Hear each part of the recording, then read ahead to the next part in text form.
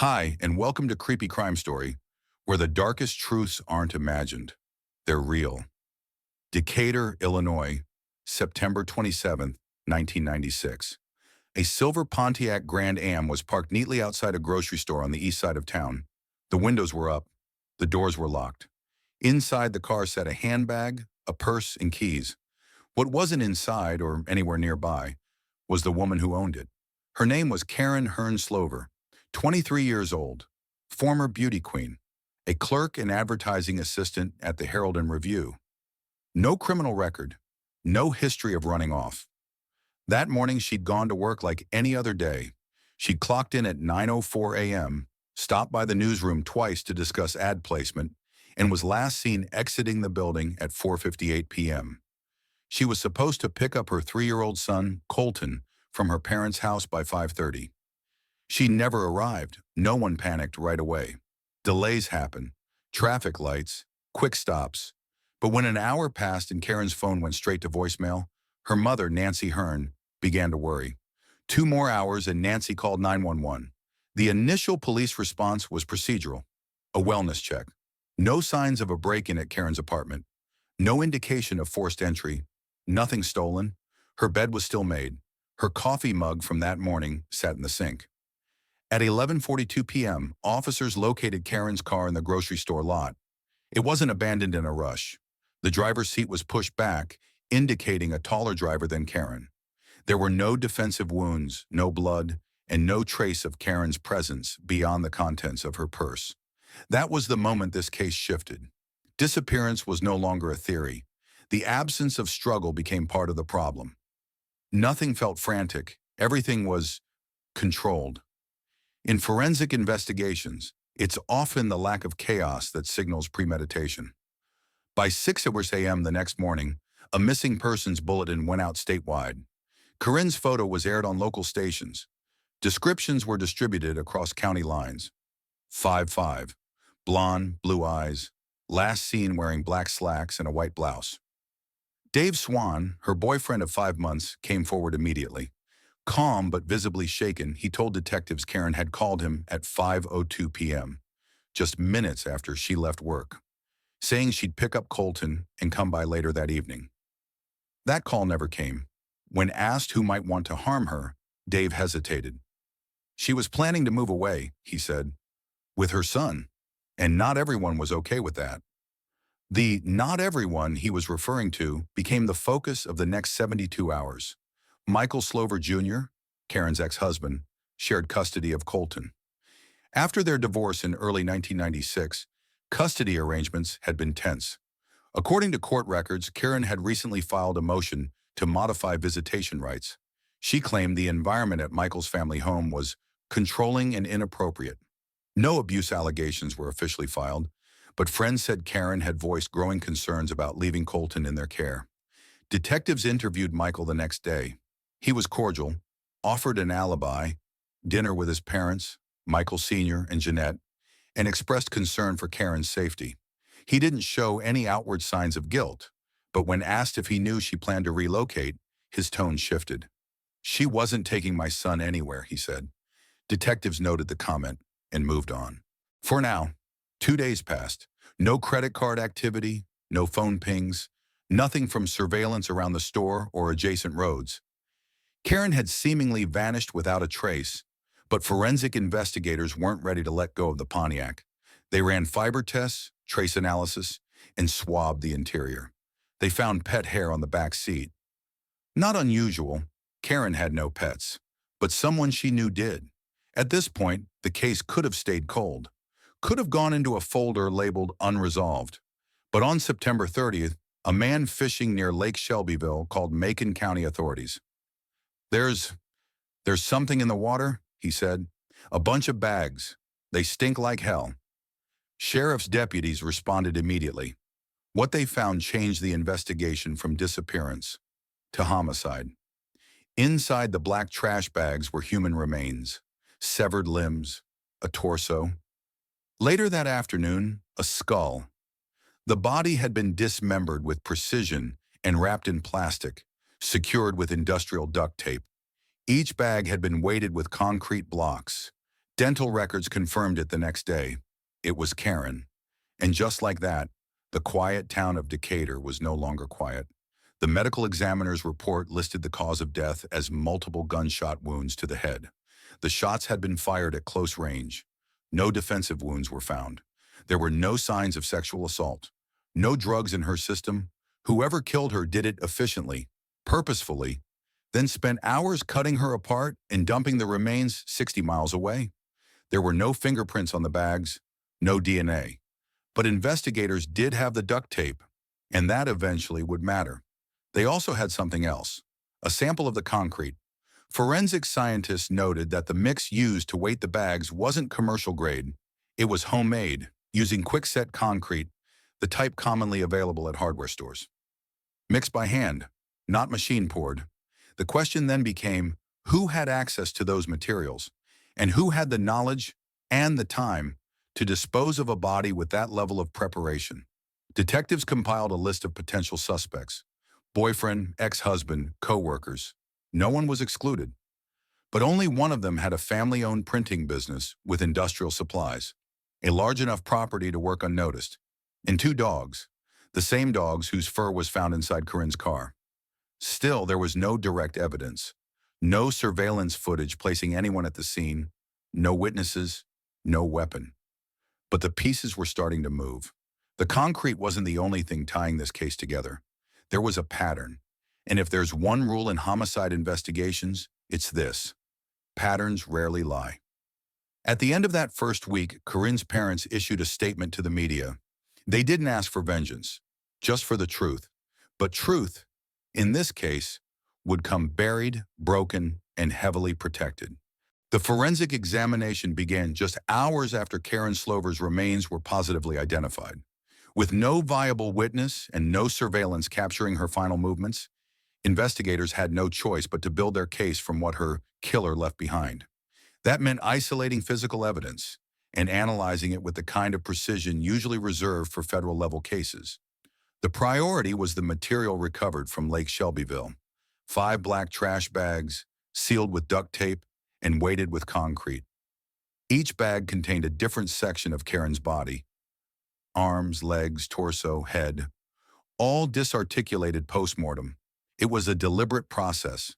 There was no tearing, no chaos in the cuts. Whoever did this knew what they were doing or had rehearsed it somehow. That alone suggested premeditation. The bags were sent to the Illinois State Police Forensic Laboratory. Each one was examined separately for trace evidence: fibers, hair, soil, fingerprints, and biological residue. Analysts wore full isolation gear to prevent contamination. They used alternate light sources and adhesive lifters to collect even the smallest particles. It didn't take long to find the first anomaly. Inside one of the bags, embedded in a seam of duct tape, were several short animal hairs, grayish-tan in color, coarse, about 3 centimeters long. Technicians cataloged them and sent the sample for mitochondrial DNA analysis. While human DNA can be used for direct comparison, mitochondrial DNA in animals is generally used to rule in or out sources, not individuals. At that point, the details seemed minor. Until another forensic technician, working on Karen's abandoned car, noted pet hair on the backseat upholstery. The match in color and texture was consistent. Investigators now had a potential link between the crime scene and Karen's vehicle. It didn't prove anything, but it didn't belong there either.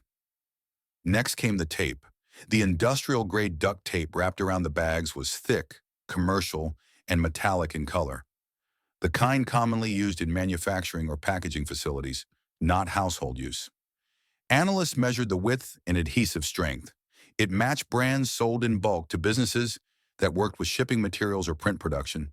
That detail would soon matter. Forensic examiners also removed adhesive layers from the duct tape to check for latent fingerprints. Nothing usable was found. No ridge detail, no sweat or oil residue. The killer had worn gloves or wiped everything down before disposal. The concrete was a different story. Each bag was tied to a block of gray, quick-mix cement. The texture was coarse. Embedded inside were small bits of crushed limestone, glass shards, and, more importantly, red polymer fragments. That composition wasn't standard for mass-market concrete. It was mixed locally. Analysts photographed the surface structure, weighed the blocks, and ran a comparative analysis with known concrete samples from suppliers in central Illinois. It matched a specific type of ready-mix blend sold in Decatur, only available in contractor packs. Investigators began searching for anyone with direct access to that mix, or better yet, any location where the same polymer bits had been used before. They didn't have to look far. The Slover family's print shop, where Michael Jr., his parents Michael Sr., and Jeanette worked, used the same brand of duct tape to seal print rolls, and the parking lot behind the facility had a patch of poured concrete dating back a few weeks. That concrete had the same red polymer and glass mixture. A search warrant was quickly drafted. Detectives returned to the print shop on October 2, 1996, with full authorization to collect material samples. Soil, debris, packaging tape, and concrete chips were retrieved. Comparison testing confirmed that the tape used to wrap Karen's remains was chemically identical to the tape at the Slover facility. Same manufacturer, same adhesive composition, same distribution batch. Still, that only showed access, not use. No one could yet place a specific individual with the materials at the time of the murder, but the probability of overlap was now impossible to ignore. One investigator later noted in his report, "The environmental and material trace alignment is too exact to be coincidence. We've moved past circumstantial. What we need now is proximity or digital evidence to link person to object." They weren't there yet, but they were getting closer. While analysts worked the lab, investigators traced Karen's cell phone records. Her last known communication had been a call to Dave Swan at 5:02 p.m., the signal pinged from a tower near her workplace, consistent with her leaving the Herald and Review parking lot. After that, no activity, no outgoing or incoming calls. The phone was never recovered. The silence was telling. Criminal behavior patterns show that perpetrators often disable or discard phones within minutes of abduction. Investigators suspected the phone had been destroyed or thrown into another body of water. That same week, a forensic anthropologist was called to analyze the cut patterns on Karen's bones. The report indicated clean, uniform dismemberment, not consistent with panic or improvisation. The cuts were methodical. There was no evidence of hesitation wounds, no hacking. The weapon used was a fine-tooth saw, likely a reciprocating electric model.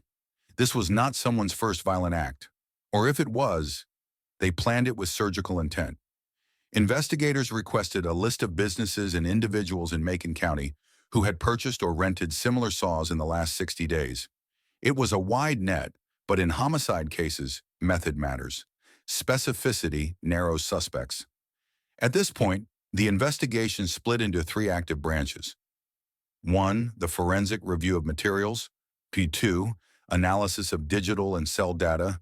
And 3. Mapping known interpersonal conflict. Only the third category had names attached. But names weren't enough. Not for court, not for conviction. And while the forensic data was piling up, what the case still lacked was irrefutable connection. A moment, a movement, a signature that could tie all the circumstantial elements together. Behind closed doors, one detective wrote in his private log, "Everything matches too well. That's the part that makes me nervous." Sometimes in criminal investigations, it's not what you find. It's how consistent it is that makes it feel constructed. Clean crime scenes, no prints, matching materials without trail. These aren't just signs of a careful offender, they're signs of intent. As the case deepened, media pressure increased. The Decatur press began running daily coverage. Headlines read, "Beauty Queen's murder, still no arrests." Editorials asked, was justice being delayed or denied? Public frustration was growing, but the forensic team stayed quiet. Their focus wasn't emotion, it was method. The final breakthrough of Chapter 2 came in the form of a lab report. The dog hairs found in Corinne's vehicle were a 97.8% match to mitochondrial DNA extracted from 2 German shepherds owned by the Slover family. It wasn't admissible as definitive proof of involvement, but it placed those dogs, or others genetically identical, in Karen's car, which meant someone with direct contact to those animals had likely been in the vehicle after she was last seen. For the first time, law enforcement had a forensic angle connecting three separate elements: Karen's body disposal, tape and concrete, the family's access to both materials, and now biological transfer into the victim's car. It wasn't enough to charge anyone, but it was no longer just suspicion, it was infrastructure. By the end of the first week of October 1996, the investigation into Corinne Slover's murder had entered a more surgical phase. Forensic links had aligned in multiple directions: industrial tape, concrete fragments, animal hairs, but all of it hinged on indirect access. The material alone couldn't place a person at a scene, and no one had yet confessed, slipped, or left behind a provable trace of involvement. Now the case shifted to something less visible: time. Building a reliable minute-by-minute timeline for a homicide is critical in eliminating alternative suspects and closing down false alibis. For that, the Macon County Sheriff's Office turned to digital forensics, call logs, witness placements, and movement patterns. Investigators reconstructed Karen's final hours, not just from physical evidence, but through behavioral footprint: where she went, when she was last seen, who spoke with her, and what she said. The last confirmed sighting was at the Herald and Review building. Surveillance footage from a nearby bank's security camera, facing the parking lot, not the building itself, caught a silver Pontiac leaving the lot at 4:59 p.m. on September 27th. That matched the call placed to her boyfriend, Dave Swan, at 5:02 p.m. She said she was going to pick up her son from her parents' house and would see him later that evening. Then the phone line went dead. The call duration, 47 seconds. Investigators cross-referenced that time block with cellular tower pings. The call bounced off a tower near the paper's office, confirming she had not driven far from the parking lot before making the call. After that, no further cellular activity was recorded. Her phone was inactive and eventually unreachable. Search efforts in lakes, fields, and drainage canals around Decatur turned up nothing. The Pontiac was discovered within walking distance of the county market grocery store. Surveillance at that location showed no usable footage. Tapes were recycled every 72 hours and had been overwritten by the time authorities requested them. However, a store clerk remembered seeing a car matching Karen's description parked unusually far from the entrance that Friday night. The headlights were off. The car was locked. No one approached it before police arrived. The question investigators needed to answer was this: what happened between 5:02 p.m., when Corinne called her boyfriend, and 6:00 p.m., when her parents expected her to arrive? That gap was short, less than an hour. But in homicide, short windows are where precision happens. Detectives requested phone and pager records from the Slover household and business. Michael Slover Jr., Karen's ex-husband, claimed he had dinner with his parents that night. All three, Michael Jr., Michael Sr., and Jeanette, gave consistent statements. They were home, eating together, watching television. No one else could verify their whereabouts. No neighbors saw them. No calls were made from their landlines during the relevant hours. Nothing about their accounts could be proven false, but nothing could independently confirm them either. At that point, an internal memo was circulated within the task force. It read, "We have an alibi triangle, not an alibi. These three individuals are mutually verifying each other's location with no outside corroboration." Investigators knew the next step had to involve triangulating not words, but movement. They turned to the print shop's facility logs. While it didn't use digital swipe card access, it had a locked perimeter and parking cameras. Footage from the evening of the 27th was blank. The VCR system used to record the backlot had been disconnected sometime the previous week. Technicians confirmed the wire had been intentionally unplugged, but the exact date couldn't be determined.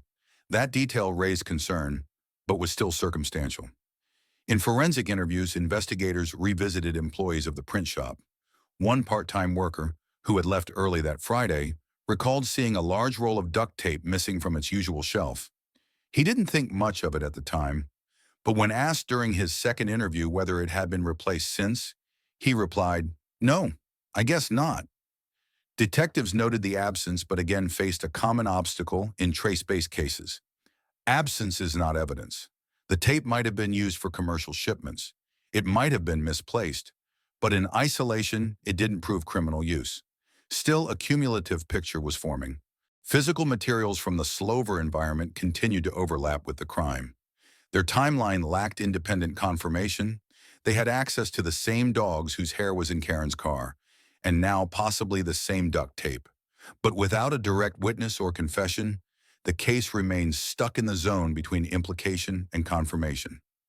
Then came the first break in timeline sequencing, and it didn't come from a crime lab. It came from a traffic camera. On October 9th, 2 weeks after Karen's body had been found, a Department of Transportation analyst reviewing unrelated traffic flow footage in the Lake Shelbyville area flagged a vehicle for review. It was grainy, poorly lit, but time-stamped for 9:41 p.m. on the night of September 27th. The vehicle in the footage was a white cargo van. It was moving slowly along the stretch of road that led directly to the boat ramp where Karen's remains had been found. The make and model couldn't be confirmed, but the timestamp aligned with what investigators believed was the window of disposal. Between 9 and 10 p.m., the body, dismembered and packed into bags, had to be transported and dumped. No other vehicle was seen entering or exiting that section of the ramp that night. A white cargo van wasn't uncommon, but the Slover family business did own one. That detail was enough to elevate the case. Investigators requested search warrants for all family vehicles. The cargo van was examined under ultraviolet light. Traces of an unknown reddish substance were found near the rear interior panel. It tested negative for blood, but was sent to the lab for further analysis. The results came back inconclusive. The stain was adhesive resin, consistent with contact from industrial tape, the same variety used on the bags containing Karen's body. Again, not exclusive proof, but the margin for coincidence was narrowing. As the investigation progressed, one question grew louder inside the task force room. Why would someone dismember a body that cleanly? The autopsy had shown clear, controlled cuts. No signs of trauma to the arms or legs beyond disarticulation. No struggle. No signs of restraint. Just a point-blank shooting to the head, followed by systematic segmentation. It wasn't rage. It wasn't impulsive. It was planned. The procedural team began preparing for grand jury review. Even without charges, the process of presenting available evidence under seal could allow law enforcement to subpoena digital and financial records without probable cause for arrest. Prosecutors needed the puzzle assembled before presenting a target. But behind the procedural rigor, something heavier lingered. The idea that Karen may have died simply because she wanted to leave, because she was trying to start over, because she planned to take her son and move somewhere safer. Her crime in the end may have been independence, and for some that was reason enough. By mid-October 1996, the investigation into Karen Slover's murder had reached a transition point. The physical evidence wasn't fading. In fact, it was stacking. But the challenge was no longer whether the materials were suspicious. It was why they were so consistently suspicious. In forensic work, consistent matches can be misleading. A single tape roll doesn't make a case. Concrete similarities aren't rare. Even animal hairs can be coincidental. But when the same types of evidence appear across multiple isolated environments, and all of them lead back to the same origin point, that's not pattern, that's structure. Concrete was the first to be dissected. The blocks found tied to Karen's remains were poured with a specific ratio of crushed limestone, gravel filler, and red polymer flakes, additives used in certain industrial quickset batches. The Illinois State Police sent samples to an independent testing lab for batch analysis. Their goal wasn't to identify the brand, it was to narrow down the potential supplier pool. Results indicated that the mix matched a limited-use formula distributed only to commercial accounts in central Illinois. One of those accounts was registered to Graphic Press Inc., the print facility owned by the Slover family. Investigators returned to the premises, this time with chemists and a forensic materials analyst. They scraped older concrete deposits behind the building's loading dock, and then from a recently patched section near the rear fence. The lab results confirmed a match, not just in components, but in proportions and curing agents. Both the lake concrete and the rear lot patch had originated from the same bulk supplier. This wasn't circumstantial anymore. It was traceable. The next angle involved mitochondrial DNA, not from people, but from pets. The hairs recovered from the duct tape used to seal the bags were further analyzed at a genetics lab that had previously worked with law enforcement on animal forensics. The team extracted mtDNA and matched it to samples collected from two German shepherds owned by Michael and Jeanette Slover. While animal mtDNA isn't unique to a single dog, it's inherited maternally, and the probability of two unrelated dogs producing the same sequence was calculated at under 1.5%. Put simply, the odds of that hair being from another unrelated animal were statistically negligible. The tape, the concrete, the dog hair, each one by itself could be dismissed, explained, or argued. But altogether, converging on one family, that was no longer coincidence. That was convergence. Still, investigators needed a reason to act. Not just suspicion, not just access, but movement. Something showing that the people tied to the forensic material had used it in a context that matched the crime. So they began cross-referencing the timeline more aggressively. Investigators pulled work schedules, phone logs, and delivery logs from the print shop for the week surrounding September 27. Michael Jr. had signed out at 4 p.m. that Friday, but no one verified where he went afterward. Jeanette had stayed on site to help with closing duties. Michael Sr. had no entries that day. Not unusual, but notable. What drew attention wasn't what they found. It was what they didn't. There was no record of any outgoing print shipments from Graphic Press on September 27 or 28. Yet one of the company vans had mileage that suggested a late-night drive, with 123 unexplained miles added between closing on Friday and Saturday morning. Investigators cross-checked that distance. The round-trip drive from Decatur to the Lake Shelbyville boat ramp and back, approximately 120 miles. When asked during a follow-up interview, Michael Jr. claimed he had driven to Springfield that night for a personal errand, but he couldn't recall what the errand was. He had no receipts, no stops, no cell phone pings, nothing, again, no confession. But the margin of doubt was closing. A second interview was conducted with a former Graphic Press employee, someone who had quit weeks before Karen's death, but remained in casual contact with other staff. She recalled a brief conversation in August where Jeanette allegedly complained about Karen wanting to take Colton and run away. While not threatening in tone, the comment raised concern. It was added to the growing file of behavioral context. At the same time, the case analysts began mapping consistency of language in each family member's alibi. All three described the evening of September 27th using identical phrasing: dinner at home, TV until 10, early bed. No deviations. Same order, same wording. This was flagged by interview specialists as a potential rehearsed narrative. Not proof, but a red flag. What disturbed the lead investigator wasn't how they told their story. It was how cleanly they told it. In experienced interrogative circles, overly consistent alibis often mask manufactured accounts. Real memories have gaps, differences, inconsistencies that make sense. Fabricated memories repeat because they're rehearsed. And in this case, every retelling, from every family member, was aligned to the word. That alignment became the next line of inquiry. A linguistic specialist from a federal behavioral unit was brought in to analyze testimony transcripts. Her report noted over a dozen instances of synchronized phrasing, temporal duplication, and parallel memory anchoring, all indicators of joint storytelling. Meanwhile, the family's attorneys declined further interviews. The Slover family refused polygraph testing, so the evidence was clear. Material alignment, biological alignment, timeline suspicion, narrative synchronization. But the threshold for indictment, under Illinois law, still required direct linkage. Prosecutors needed something irrefutable: a witness, a confession, a fragment of hard data that placed the suspects in the context of the crime, not just around it. What they had was enough to narrow the field. It wasn't enough to cross it. That's when the prosecution decided to take the case before a grand jury. Under seal, no press, no pressure, just law. By late October 1996, the physical evidence was no longer the center of the investigation. It was the weight pressing silently on everyone involved.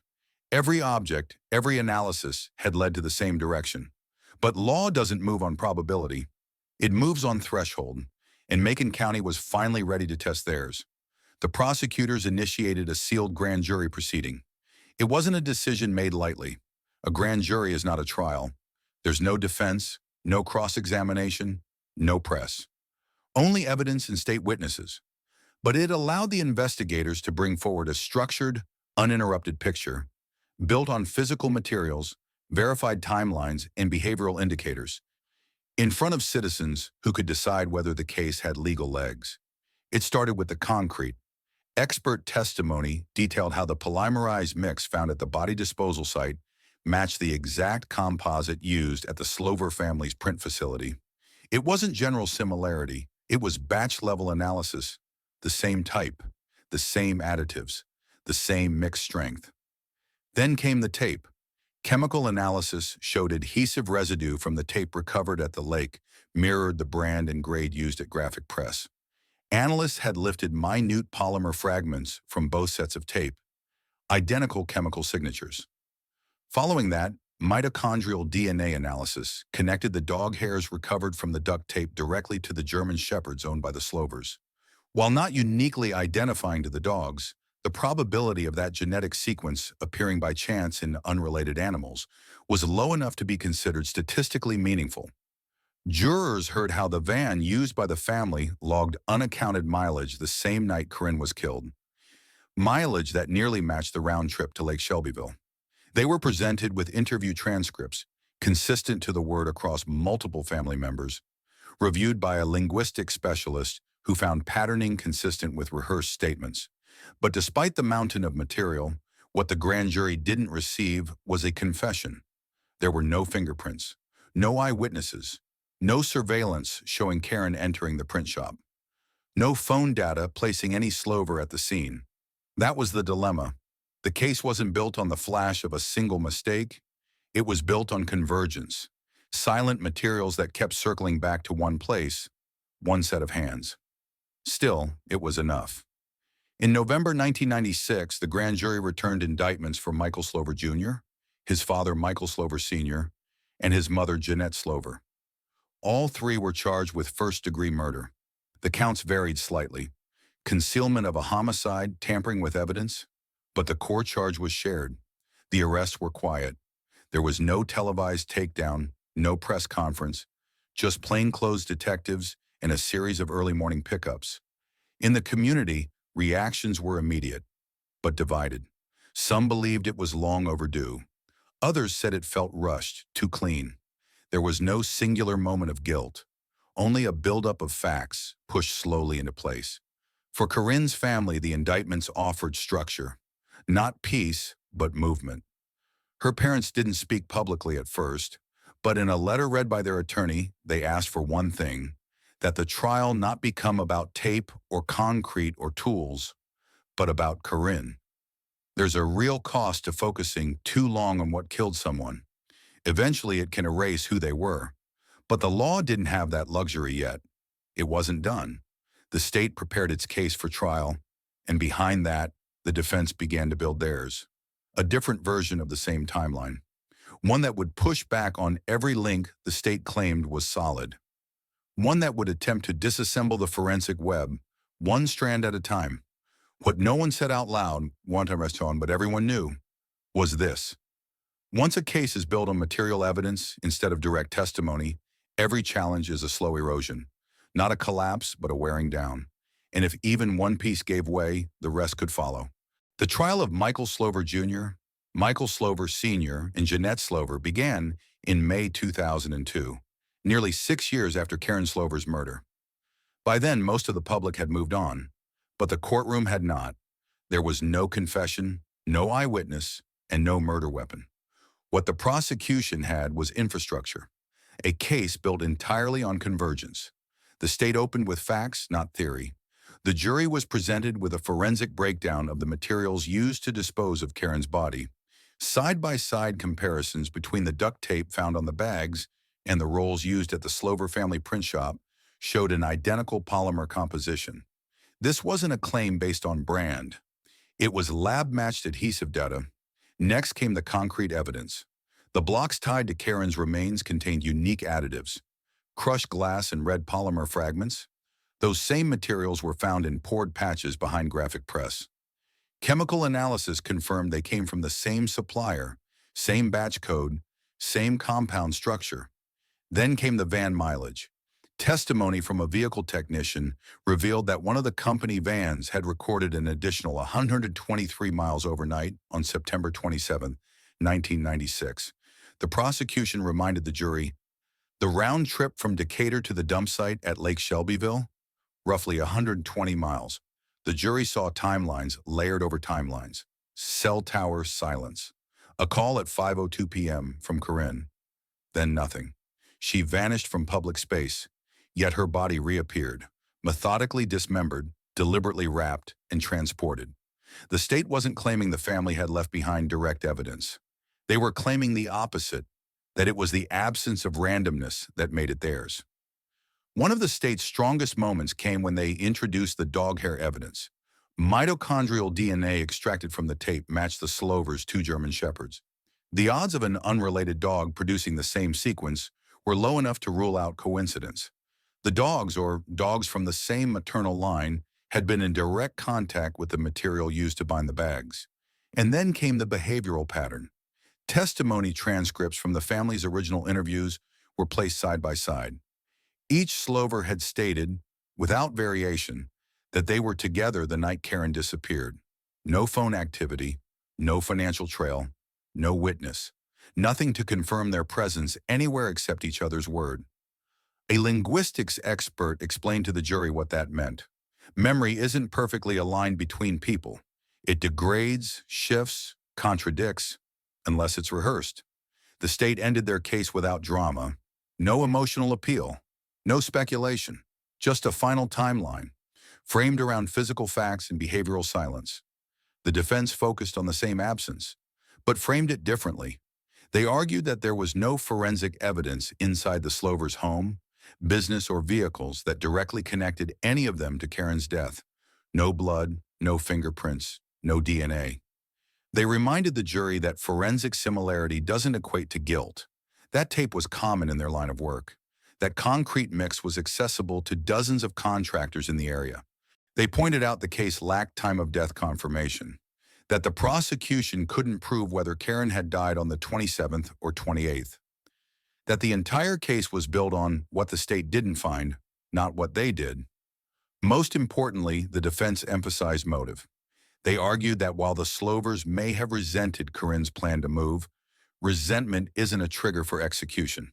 And without a clear explanation of why, beyond tension, the motive was speculative. What the jury had to decide wasn't just whether the Slovers had the tools, it was whether those tools had been used, whether statistical probability crossed the legal threshold of proof beyond a reasonable doubt. In real trials, there is rarely a single dramatic moment, but there are quiet shifts. When the jury returned their verdicts, the courtroom was silent. No outbursts, no sobbing, just the mechanical process of reading names and counts. Guilty. Michael Jr., Michael Sr., and Jeanette were each convicted of first-degree murder. The court sentenced them to 60 years in prison, the maximum available at the time under Illinois law. No parole, no early release.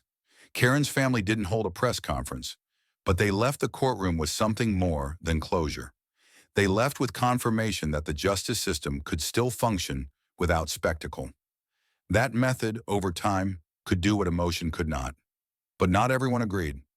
Outside the courthouse, quiet protests formed over the following weeks. Defense advocates, forensic reformers, and critics of circumstantial prosecutions argued that the verdict set a precedent, that people could now be convicted without direct evidence, based solely on pattern. It's a valid debate, one that continues in legal circles even now. But in this case, the pattern held. For nearly 2 decades, the case of Karen Slover stayed closed, at least on paper. Her killers had been named, indicted, convicted, and sentenced. The evidence had been forensic. The outcome, final. But in real life, finality doesn't always mean closure, especially when science evolves faster than courtrooms. In 2022, the Illinois Innocence Project reviewed the case file as part of a broader initiative re-examining convictions based primarily on circumstantial or indirect forensic evidence. The Slover case stood out. There were no fingerprints, no eyewitnesses, no DNA directly linking any defendant to Corinne's body. The conviction had been built entirely on material convergence. What the Innocence Project noticed, and what hadn't been available in 1996, was the advancement of touch DNA analysis and probabilistic genotyping. These tools could identify and separate complex DNA mixtures from even the smallest biological traces, especially on porous materials like duct tape. In late 2023, attorneys representing Michael Slover Jr. filed a post-conviction petition requesting modern DNA testing on key evidence that hadn't been fully analyzed before trial. Their argument was straightforward. If someone else's DNA was present on the tape that wrapped Karen's body, and it didn't match any of the convicted defendants, the integrity of the verdict had to be reconsidered. In February 2024, a judge granted the request. Technicians reopened sealed evidence, the duct tape, the plastic bags, the debris from the van's interior. Swabs were taken. High-resolution analysis began. Within weeks, the lab reported back, DNA had been recovered from the adhesive side of the tape used to bind the plastic around Karen's remains. The profiles were partial, degraded, and complex, but interpretable. 3 male profiles were detected. None of them matched Michael Jr., Michael Sr., or Jeanette Slover. The findings didn't exonerate them, but they introduced a problem. If unknown male DNA existed on the very tape used in the body's disposal, and no similar male DNA had ever been linked to the Slover family or business, then either someone else had access to the same materials, or someone else had participated in handling the remains.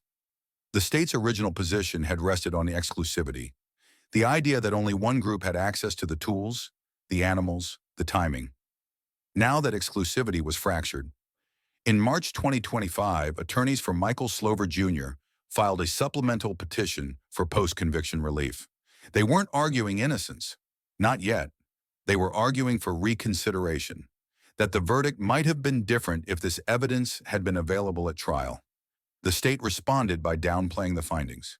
They argued that secondary transfer of DNA was possible, even likely, given the public availability of the materials. They noted that the duct tape had been stored for over 25 years. Contamination couldn't be ruled out, but contamination is not a forensic defense. It's a forensic failure. The judge ordered a status hearing. Forensic experts presented both sides, one explaining the improbability of 3 unknown males leaving DNA by chance on a critical piece of evidence, and the other reminding the court that degraded mixtures do not always point to physical culpability. Meanwhile, the public response was measured but tense. Some in the Decatur community viewed the reopening as a betrayal of justice.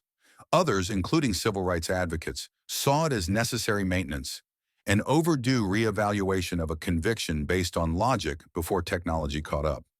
For Corinne's family, the development was a painful rewind. They had never doubted the verdict, but now the system was asking them to reopen what had already been endured. There is no forensic process for grief. As of June 2025, the petition remains pending. The court has ordered further testing on 11 additional samples. The results will determine whether a full evidentiary hearing is justified or whether the convictions will stand. What's clear is this: the case, once closed by consensus, is now reopened by science. And in cases built entirely on forensic structure, even the smallest crack can change everything. In June 2025, the Slover case sits in a peculiar legal purgatory. On paper, it's a closed file, solved, prosecuted, and adjudicated nearly a quarter-century ago. Michael, Jeanette, and Elijah Slover remain incarcerated, serving life sentences without parole, convicted of murdering Karen Hearn Slover in 1996. But recent developments have quietly forced Illinois law enforcement and judicial institutions to revisit uncomfortable questions that were once considered permanently answered. The pivotal shift began in late 2024 when the Illinois Innocence Project submitted a formal petition requesting retesting of crime scene materials using modern DNA analysis. The Illinois Attorney General's office initially resisted, citing the integrity of the original prosecution. But under mounting public scrutiny and after multiple post-conviction exonerations in nearby jurisdictions, they agreed to limited testing. In March 2025, the results of mitochondrial and nuclear DNA analysis were submitted in sealed court documents. While none of the newly tested materials definitively excluded the convicted parties, several pieces of evidence previously considered circumstantial raised red flags.